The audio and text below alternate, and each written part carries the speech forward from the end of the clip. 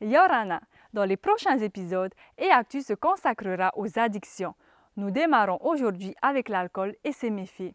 Je vous propose de partir à la rencontre du Dr Amandine Abrantes qui va répondre à quelques questions qui nous permettront de mieux comprendre cette addiction. Bonjour Mayata.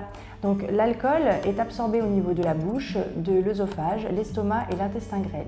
Il faut environ 15 minutes lorsque l'on est à jeun pour que l'alcool passe dans le sang et 1 heure lorsque l'on a mangé.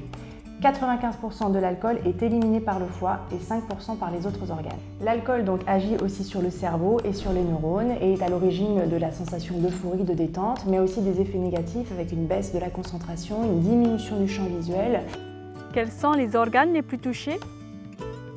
Le foie principalement. Toute consommation d'alcool entraîne une altération de ces cellules avec un risque d'hépatite alcoolique aiguë, de cirrhose, de cancer du foie. Les autres risques sont les pancréatites avec atteinte du pancréas, le tube digestif avec l'atteinte de la bouche au rectum, un facteur de risque pour les cancers et aussi un facteur de risque pour le cancer du sein. Par ailleurs, il existe aussi une altération du cerveau avec des troubles du sommeil, des troubles de la mémoire qui peuvent survenir et un risque d'AVC. Enfin, au niveau psychiatrique, il peut y avoir des troubles anxieux et de la dépression qui sont déclenchés par la prise d'alcool. Les questions qui se posent, c'est est-ce que je suis capable de ne pas consommer si on me propose de l'alcool? Est-ce que je sais ne pas dépasser les limites que je me suis fixées pour ma consommation? Est-ce que j'ai l'impression de perdre le contrôle parfois de ma consommation? Est-ce que mon entourage m'a déjà dit que je buvais trop? On est addict à l'alcool dès lors que le comportement d'alcoolisation se répète fréquemment. Il est recommandé pour un homme ou pour une femme de ne pas dépasser divers standards d'alcool par semaine.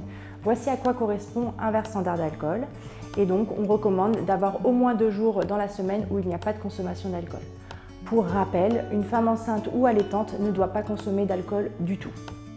Il faut tout d'abord que le patient soit demandeur et volontaire pour modifier son comportement et entamer une démarche de soins. Pour cela, il peut en parler à son entourage, à son médecin traitant ou venir directement consulter ici au centre d'addictologie à Papeete. Nous sommes une structure avec des médecins, des infirmiers et des psychologues et les consultations sont gratuites et anonymes. Un traitement médicamenteux pourra être proposé par le médecin pour le sevrage, le maintien d'abstinence ou la réduction des consommations.